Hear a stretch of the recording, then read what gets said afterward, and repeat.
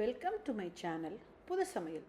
இன்றைக்கி நம்ம பார்க்க போகிறது சம்மருக்கு குளிர்ச்சியான ஒரு லெமன் மின்ட் ஜூஸ் தான் பார்க்க போகிறோம்.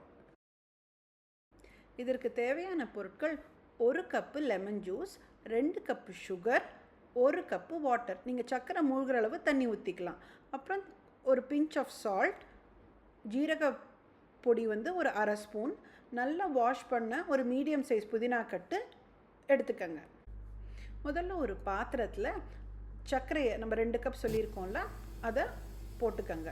அதுக்கப்புறம் ஒரு டம்ளர் தண்ணி ஊற்றிக்கங்க. நல்லா மிக்ஸ் பண்ணி மீடியம் ஃப்ளேமில் வச்சுக்கோங்க.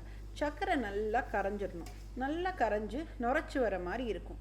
அப்படி இருக்கும்போது அடுப்பை நல்லா சிம் பண்ணிவிட்டு 1 டம்ளர் லெமன் ஜூஸ் வச்சுருக்கோம் இல்லையா, அதையும் அதில் ஆட் பண்ணிக்கோங்க. ஒரு 2 நிமிஷம் கொதிச்சா போதுங்க. அடுப்பை ஆஃப் பண்ணிவிடுங்க. ஆஃப் பண்ணப்புறம் நம்ம வாஷ் பண்ணி வச்சுருக்கிற புதினா இலைகள் அதில் போட்டுருங்க. ஜீரகப்பொடி, உப்பு இதையும் சேர்த்து நல்லா மூடி வச்சுருங்க.